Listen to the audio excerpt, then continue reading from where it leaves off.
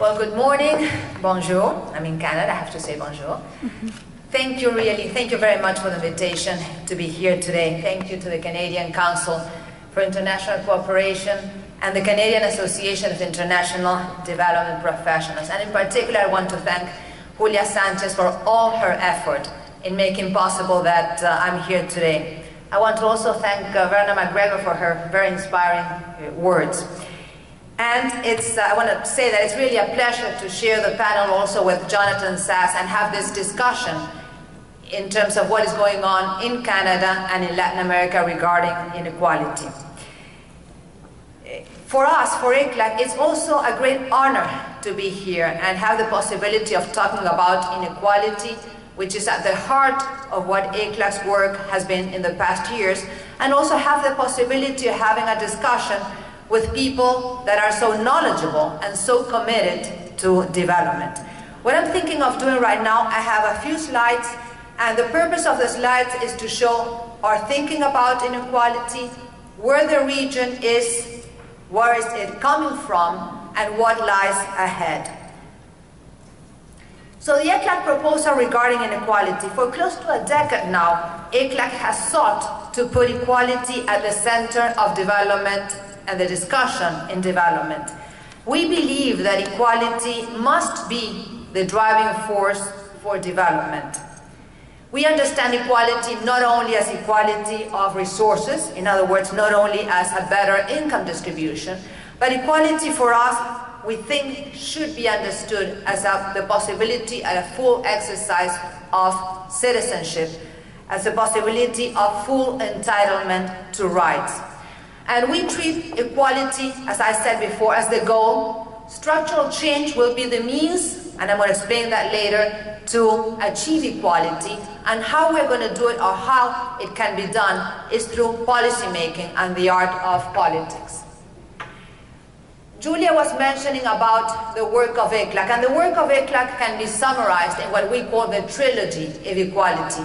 3 publications that we have been putting out since the beginning of the year 2000. And basically the first one is a call and a claim that this is the time for equality, and that equality should be and is the overarching normative ethical principle. Why?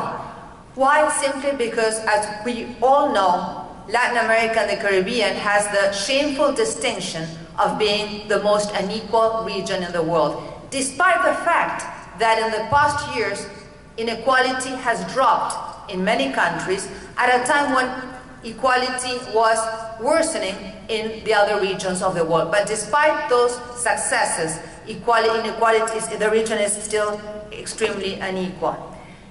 The what was treated in the second document. Changes in equality and progress will not only be the result of rights or the result of social policies. In order to have changes in equality that are sustainable, they need to come from an agenda that involves changes in the structure of the economies. Economies that are more competitive, economies that are able to generate better jobs, and economies that are more oriented towards technology. That was the second document. And third, the how. The agenda, of course, is daunting. Making progress towards the future is daunting. But definitely that will not be accomplished unless there's a new way of relationships between the market, the state, and civil society. A certain vision to be constructed of where the country wants to go and how it is possible to move ahead. So where is Latin America and the Caribbean today? As you well know, the past years have been quite successful from the point of view of growth, and also from the point of view of the consolidation of democratic regimes, the consolidation of macroeconomic stability. So there have been lots of accomplishments on political, economic, and decision-making. Now, and that has translated in significant achievements in the area of poverty and income distribution. Since 2002, 58 million people have been lifted out of poverty. Today the poverty rate stands at 28% of the population, which is still very high. But if we compare that with 1990, where close to 50% of the population was poor, that is a big success. Part of that is explained because of economic growth, and economic growth with improvements in the labor market, with improvements in more and better jobs being generated. Now still we have extreme poverty, which is about 13%, and as far as ECLAC is concerned, there's no other goal than reducing poverty to zero. Now, inequality. Inequality, as I said before, has dropped in many countries, but still we have right now that 10% of the top 20% of the population receives 40% of income, while the poorest 10% has access only to 12%. But it's not only about income. Inequality is pervasive throughout inequality can be analyzed throughout different dimensions, and that inequality is not only an obstacle to further reductions in inequality and further reductions in poverty, but also, and some economists very like to point that out, is an impediment to sustainable economic growth. Now, what are some of those? I'm always behind at this, hold on. Okay. What are those some of dimensions of that pervasiveness of inequality? For example, in employment, close to, in some countries, 50% of the workforce finds itself in informal employment with no access to pensions, no access to social protection. For example, in the area of education, when you look, for example, at the accomplishments of high school, of the top 20% of youngsters, 83% finish high school. When you look at that same indicator for the lower 20%, only 25% finish high school. Well, what does that mean? That means that the possibilities of having a life out of poverty are going to be very reduced for the lower 20% of the population. Having finished high school is the minimum threshold in order to avoid poverty. In access to information and communication technologies, yes, there has been a revolution in terms of access to communication technologies, but still the access of the top 20% of the population is 5 and 6 times larger than the access of the lower 20% of the population. Even in the area of birth rights, when you compare birth rights, teenage pregnancy, for example, teenage pregnancy of the top 20% of the population is 3 and 4 times lower than the pregnancy of the bottom. Should I come further away? Was I screaming? Okay, from the bottom 20%. And what are the consequences of that? Well, that has lifelong consequences in terms of the quality of life, in terms of productivity, in terms of the possibility of having a fulfilling life, both for mothers, both for children.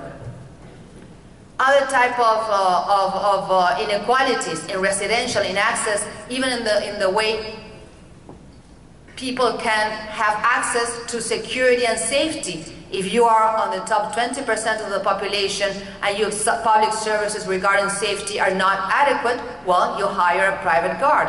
But if you are the top and in the lower 20% of the population, that is not available to you. So all these dimensions of inequality are pervasive and are an obstacle to societies that are cohesive and inclusive. Now, right now, the region is at a crossroads, and not only because of this worldwide agenda post-2015, but also because the situation in the world economy is quite different from the period between 2002 and 2010, where the region made tremendous progress in the social indicators that I was talking about. The world in the years to come will be quite different, with lower rates of economic growth, an expansion of trade that will not be as dynamic as before, so the environment, it will not be as favorable. But having said that, the region needs to keep making progress in social indicators, and the problem is that this is a time where favorable conditions are not going to be there any longer. And at the same time, there's a greater demand from a rising population that has been able to be lifted out of poverty, a rising middle class that are definitely demanding better public services and a greater participation in society and better outcomes. Now, given that tremendous challenge that the economies are facing right now, the only way to move forward, both on sustainable economic growth and inequality, will be to engage in that structural change that I was talking about. So I'd like to point out some of those elements of that structural change and what that is all about.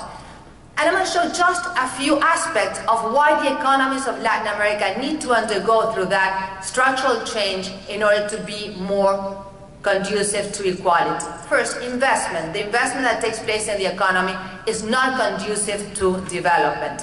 When you look at that graph, you see that green line, which is investment in Asian economies, and what we have in the lower bars is investment in the Latin American economies, which is not on average over 23% of GDP. In other words, investment is not enough, and I'm not talking only investment in infrastructure. I'm also talking about investment in better energy services, investment in education, investment in health, etc. And that is one of the structural characteristics of the Latin American economies, the low level of investment. I mentioned the labor market, mentioned the structure of the economies. That bar, which I probably is very difficult to see from where you are, shows that more than 50% of the labor force finds itself in jobs that are not productive. And as I said before, without much access to pension funds, without access to skills, without access to social protection. 50% of the labor force, and they produce just 10% of the output of the economy, while very few workers produce more than 60% of the output. So there's a tremendous imbalance there that needs to be corrected for sustainable growth. The aspect of trade, the aspect of insertion into the world economy, that's something very much debated. But what Latin America finds itself, particularly the countries that are commodity exporting countries, find themselves exporting 50% of what they export is commodity-based, natural resources.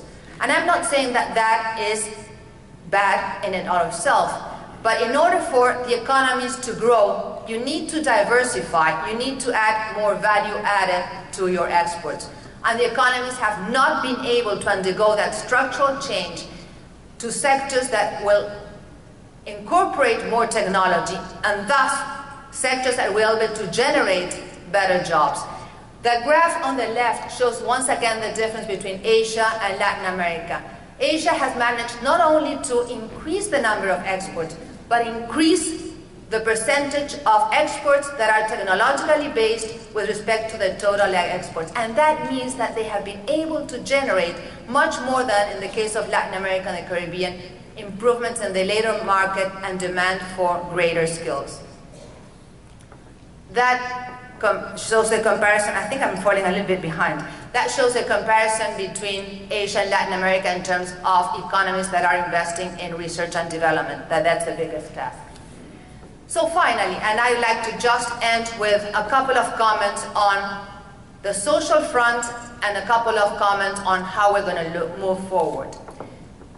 We know the structural change that needs to be undertaken. Of course, there's an issue with that has to be accompanied with the right social policies. And when we look at Latin America and the Caribbean in the past 10 years, there has been important gains and very progressive social policies that have been adopted by many governments. And we have been pioneering in very many of those social programs.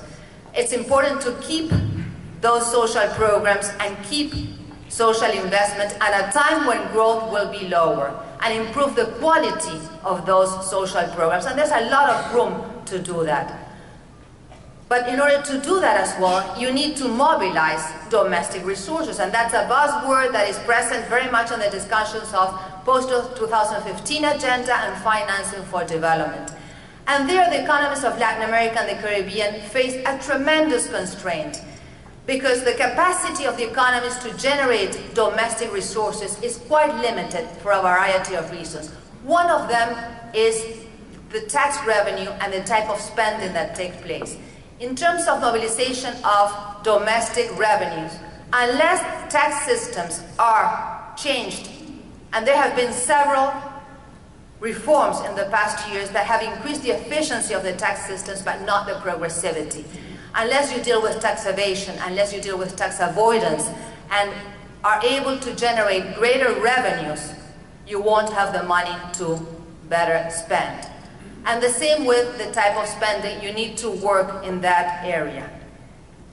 That's just one of the, but for us, one of the biggest things that in the future the economists need to be undertaken. That is not easy. We all know how difficult it is to deal with reforms, whether it is tax reforms or any type of spending that involves increasing the progressivity, both of the tax structure or the spending. It's very difficult, but it needs to be done. So how can that be done? We believe, and we have been working on that, that only through societies coming together, only through renewed social compact, social pacts, new type of collective agreements, only through those type of collective agreements will the decisions that need to be made will be possible to be made. And there are examples of successful cases in that respect. We believe that today, more than ever, Latin American societies need those type of agreements that will allow demands for equality to be heard. And there's no... the protests, for example, that we have seen in the past year or two in Brazil, the students going to the streets in Chile, the various civic, environmentalist, grassroots movements that have been very active, we believe that those are not a separate phenomena. We believe that they all can be traced to the difficulty that people find in moving to a style of development that combines greater well-being with better public services for all, and that substantially reduces wealth concentration. We're optimistic, but it's going to be very tough, and it will definitely require a better interaction between governments, the state, the market, civil society, domestically, but also internationally. So we are counting on you as well. Thank you very much.